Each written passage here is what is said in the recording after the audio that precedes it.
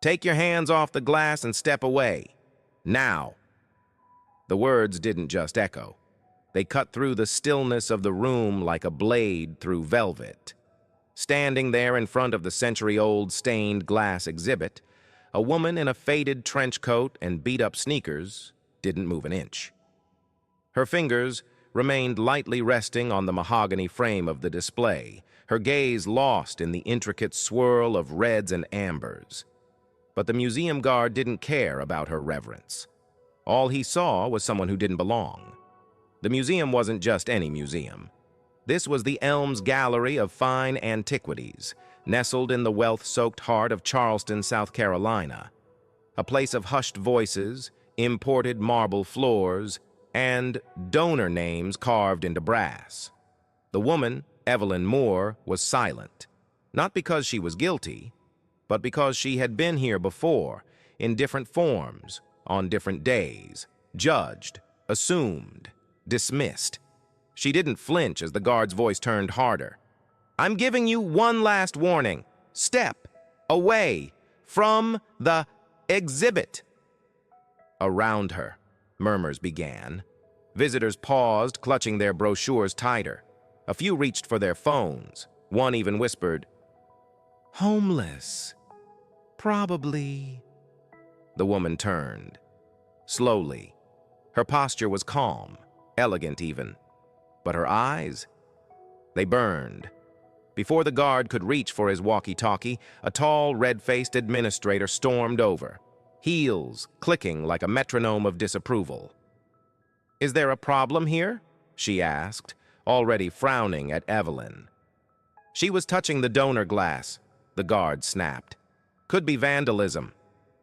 The administrator didn't ask for an explanation. She didn't ask for a name. She pointed at the exit. "You need to leave this building immediately. This is a private gallery, and we reserve the right to refuse entry." Evelyn said nothing. She simply reached into her coat pocket and retrieved something small. A velvet box. The guard stiffened. The administrator stepped back, eyes narrowed. "What is that?" Evelyn opened the box. Inside sat a single antique brooch, shimmering with history, etched gold and rare sapphire. She held it up delicately, not as a threat, but as a truth. "I was bringing this to donate," she said softly, "to honor my grandmother, Mary Moore, who cleaned this gallery's floors for 37 years. There was a beat of silence, then another. And then, without raising her voice, Evelyn added the words that would change everything. "You might want to check with your board before calling security. I believe my name is on the deed." 20 minutes before that confrontation, Evelyn Moore had been sitting in her parked car, staring at the front entrance of the Elms Gallery, her fingers tracing the soft rim of the velvet box resting in her lap. The gallery looked exactly the same as she remembered. Grand, imposing.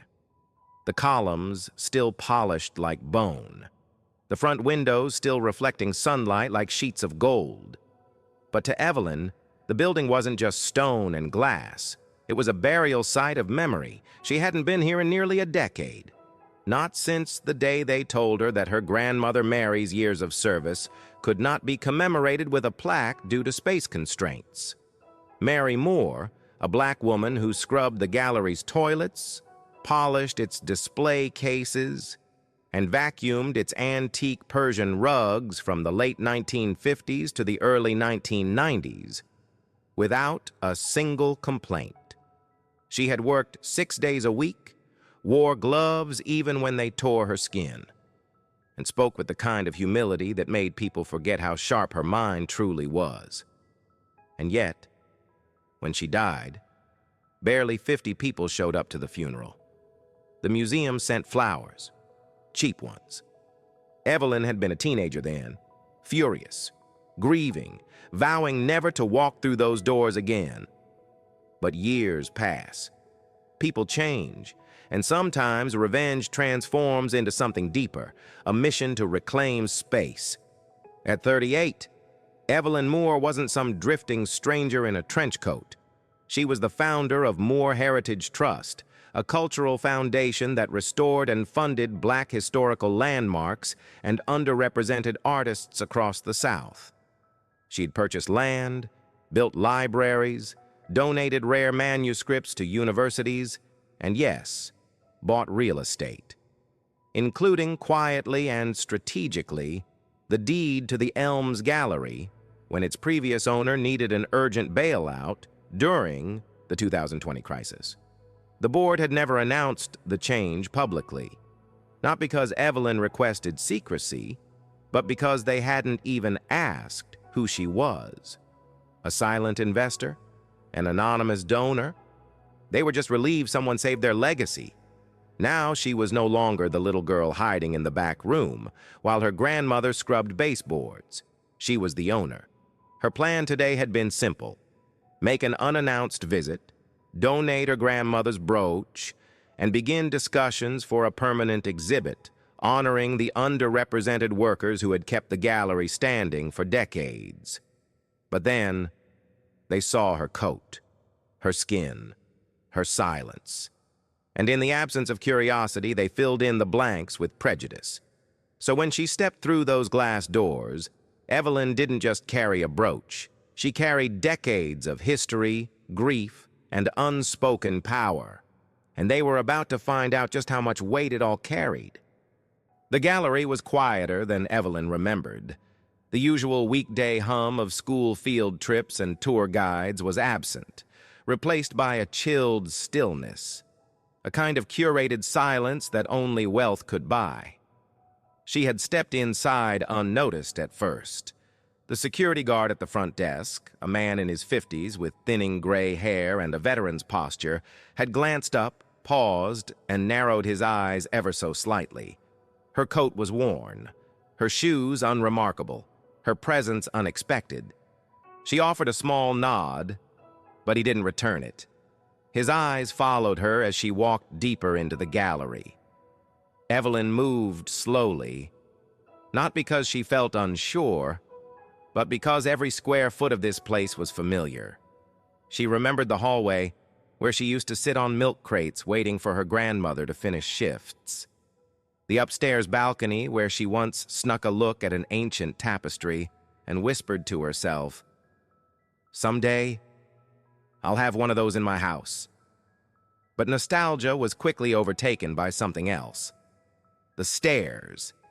It started with a woman near the sculpture wing, blonde bob, Chanel blazer. She glanced at Evelyn's coat, then at her face, then back at her coat. She leaned into her husband and whispered. Evelyn didn't need to hear it. Next, a teenager with AirPods in and an iPhone halfway raised, discreetly snapping a photo like she was wildlife. It was always the same algorithm: black, alone, underdressed. Suspicion. She had paused in front of the stained glass installation, Lament of St. Catherine, a piece she'd once seen her grandmother clean meticulously, brushing the corners with a soft, dry brush, whispering about how no one ever saw the detail from up close. Evelyn placed her hand lightly on the edge of the frame, a gesture of reverence, and that's when it happened. "Ma'am, I'm going to need you to take your hands off the exhibit." The voice had cracked through the silence like a pistol shot. The security guard was now walking toward her, hand already hovering near the radio on his belt. Other guests looked over. Interest peaked. Evelyn turned, her fingers lowered from the glass. "I'm not harming anything," she said, her voice calm. But calm wasn't enough. "Step back now," he repeated, louder this time. From the corner office, the assistant curator had appeared. Lydia Greaves, sharp-cheekboned and sharp-tongued. She looked Evelyn up and down like a TSA agent scanning for weapons. "Is there a problem here?" she asked the guard, ignoring Evelyn entirely. She was touching the stained glass. Lydia's voice was clipped. "This is a controlled environment. We don't allow unsupervised access near donor exhibits." I wasn't accessing anything, Evelyn said. Just looking. With care. Looking can become damage, Lydia replied flatly. And to be honest, your presence here is raising concerns. Evelyn blinked. Raising concerns.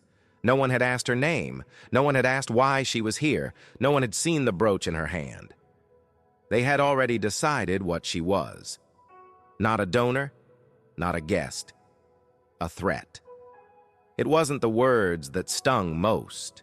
It was the familiarity of the dismissal, the exact same tone her grandmother had heard when she asked for safer gloves. The same sideways glance given to her mother in a department store decades ago. The same gatekeeping Evelyn had fought through in every boardroom, every donor meeting, every contract negotiation. Only now, it was happening in a building with her name on the deed. Evelyn didn't raise her voice. She didn't curse, didn't flinch, didn't even sigh. Instead, she clasped the brooch box tighter, as though it were a relic from some sacred place, which, in many ways, it was. And without another word, she turned away from Lydia and the guard and began walking toward the east wing of the gallery. The guard followed, not closely, but close enough to make it clear. You are being watched. She walked past the major donors' wall, her name not among them, intentionally. Evelyn had never needed her face on a plaque. Her contribution had been made in quiet ownership, not in engraved marble. At the far end of the east wing was a small alcove. No cameras, no tour guides, just a tucked-away bench and a painting of enslaved seamstresses in the Carolinas, one of the few acquisitions funded by her trust. She sat, exhaled, and then she reached into her coat again, not for the brooch, but for something far more powerful. Her phone. A single swipe. A number dialed by memory. "Mr. Harrington?" she said when the line picked up. Her voice was velvet-wrapped steel. The man on the other end, James Harrington, chairman of the gallery's board of trustees, stuttered into recognition. "Ms. Moore, we weren't expecting you today." "I know," she replied. "This is not a courtesy visit. I'm calling an emergency trustee session." There was a pause. Then, "Of course. Right away. What's happened?" "I'll let you see the security footage," she said. "East entrance. 15 minutes ago. And I want every board member on the next call, including the public liaison. This is now a reputational issue." "Yes, ma'am. I'll make the calls." She hung up. No explanation. No rage. Just quiet command. That's how Evelyn fought. No scenes, no drama. Just power. Exercised with the cold precision of someone who knew exactly where the pressure points were. From the alcove, she watched as Lydia whispered something to a nearby docent. The docent looked over, confused. Lydia's expression flickered with something that looked like concern, perhaps a seed of doubt. Back at the bench, Evelyn opened the brooch box once more. She turned the delicate heirloom over and read the inscription engraved in faint cursive. "For Mary Moore, whose hands made beauty visible." Her throat tightened.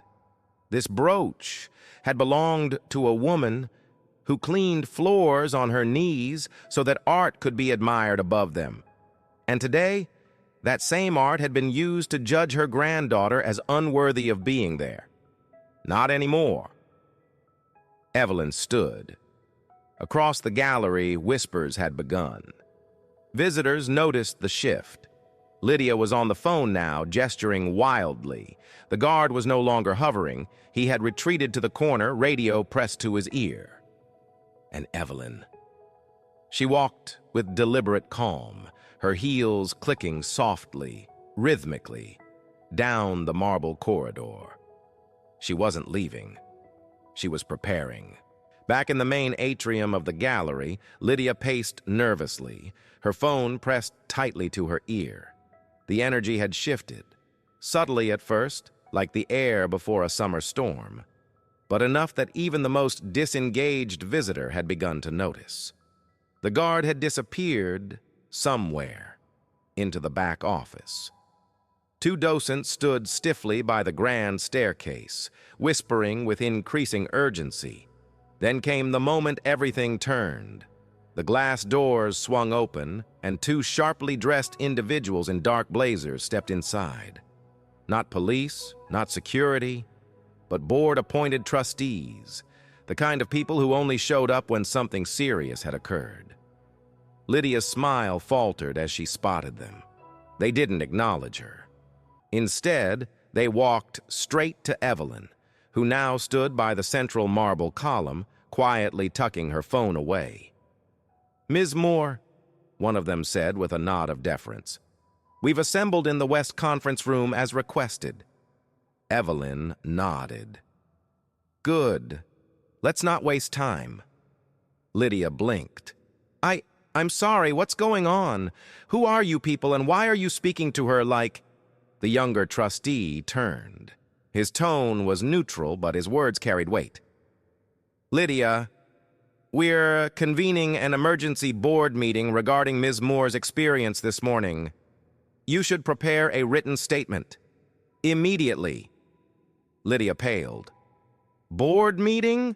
For her?" It was the condescension in her tone that did her in, still assuming Evelyn was just some inconvenience, a donor gone rogue, a woman from the wrong side of town playing with rich people's time. That was when Mr. Harrington himself arrived.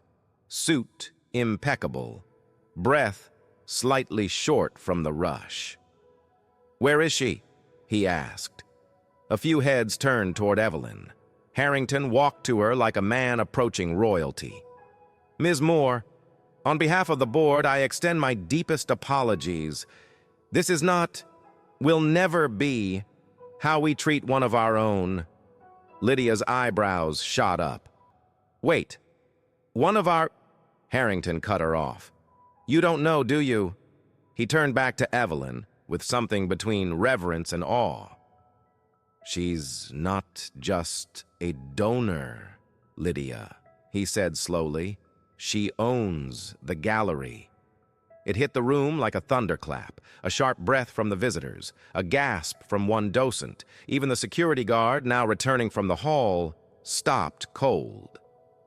Lydia's lips parted. I don't understand. What?" Evelyn stepped forward. There was no anger in her eyes, just an ocean of calm. "I bought the property 3 years ago," she said, "through Moore Heritage Trust. When the gallery faced bankruptcy, I saved it, anonymously, on one condition: the space would continue to represent all of Charleston's history, not just the curated parts." Lydia's hands trembled slightly. "You're lying. This isn't—" "I have the deed," Evelyn replied. "Would you like a copy?" The trustees flanked her now.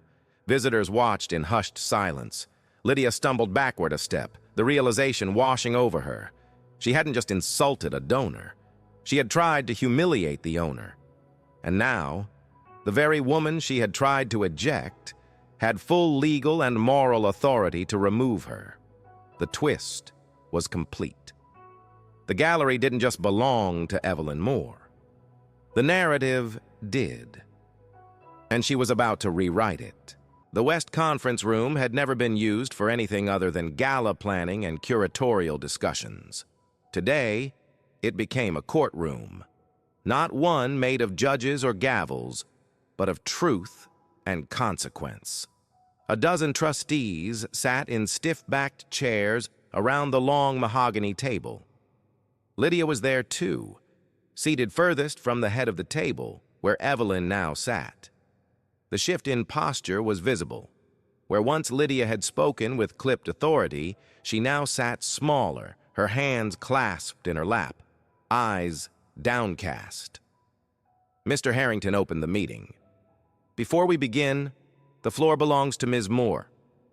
Evelyn stood slowly. She didn't need a podium. Her voice carried naturally, without volume, without effort. Just wait. "Let me be clear," she began. "This is not about personal offense. I don't need an apology from one employee. I've received hundreds of apologies over the course of my life, from teachers, bankers, landlords, lawyers, apologies after the damage was done." She let that hang in the air. "This is about culture. The culture this institution has fostered, one that allows assumptions to speak louder than inquiry, one that trains its staff to smile at wealth and frown at humility." Several trustees shifted in their chairs. One cleared her throat nervously. "I was profiled in my own gallery, labeled a threat, disrespected not because of my behavior, but because of my appearance. And if it happened to me, the owner, then what happens to others who come here without power or voice?" Silence. Evelyn placed the velvet brooch box gently on the table. "My grandmother gave everything to this place. 37 years. Not one photograph of her in your archives. Not one mention of her in your donor walls. No name. No legacy." She turned to Lydia. "You didn't see me today. You saw a stereotype. You didn't ask who I was. You told me to leave." Lydia's voice trembled. I thought I was protecting the integrity of the gallery." "You weren't," Evelyn said, gently but firmly. "You were protecting your idea of who belongs. And that idea is what ends today." She returned to her seat. The trustees didn't deliberate long. Within the hour, Lydia was relieved of her position, effective immediately. A public statement was drafted acknowledging the incident and apologizing to Evelyn Moore and the broader community. Evelyn, however, rewrote the ending. She insisted the statement not focus on her title or her wealth, but on the missed opportunity. "I wasn't insulted because they didn't know who I was," she wrote in the final draft. "I was insulted because they didn't care to ask." The brooch, Mary Moore's brooch, was placed into the gallery's central exhibit the following week, beneath a new placard titled, "Hands That Held This Place Together." It was not just a tribute. It was a recentering of legacy. News outlets picked up the story within days. First the local Charleston Observer, then the Times, then the Smithsonian's blog. Twitter. Weeks later, the Elms Gallery had changed, not in appearance, but in essence. The marble still gleamed. The art still hung in gilded frames. But something quieter had shifted. A new kind of silence now lived in the hallways. Not the silence of judgment or condescension, but the silence of reflection. Every staff member had undergone equity training, but more than that, they had begun listening to each other, to visitors, to the stories behind the shoes and coats and eyes of every soul who walked through their doors. In the East Wing, where Evelyn once sat in quiet defense of her presence, a new bench had been installed. Beneath it, a quote had been etched into brass. "Not all wealth is visible, and not all legacy wears silk." People sat there for long stretches, some alone, some whispering, some just thinking. As for Evelyn, she didn't return to the gallery right away, not out of avoidance, but because she had other places to be, schools to fund, exhibits to support, elders to honor. But one Thursday afternoon, a delivery van pulled up to the loading dock of the Elms. Inside, beneath layers of protective foam, were 3 framed photographs. Each image showed Mary Moore, in black and white, wearing a cleaning uniform but holding herself like royalty. In one, she was smiling while polishing a brass railing. In another, her hand rested on the stained glass frame she'd once told Evelyn was her favorite. The last photo captured her laughing, head tilted back, surrounded by colleagues who respected her. Those images were hung in the central exhibit, across from portraits of donors in tuxedos and pearls. No one questioned it. They belonged there. And Evelyn? She watched the gallery's live feed that evening from her modest apartment in North Charleston. She saw guests pause at her grandmother's portrait. Some leaned in, some wiped their eyes. A few even read the placard twice. She turned off the monitor, then walked to her small kitchen and brewed tea in the same chipped mug her grandmother had once used. She didn't smile, but her shoulders relaxed in a way they hadn't in years. Because this victory hadn't been about vengeance, or ego, or even pride. It had been about something quieter, something harder, restoration. In a world obsessed with shouting to be heard, Evelyn had reminded everyone that dignity speaks loudest when it doesn't need to shout at all. She had taken every "you don't belong here" and turned it into a key, one that opened doors not just for herself, but for every person who had ever been made to feel small in a place built by their ancestors' hands. And in doing so, she had left behind something more valuable than paintings or brooches. She left behind a standard. So the next time someone steps into a museum, or a boutique, or a courtroom, and the world tries to decide their worth before learning their name, they'll remember Evelyn Moore, and they'll ask the question that could change everything. What if this person owns the room?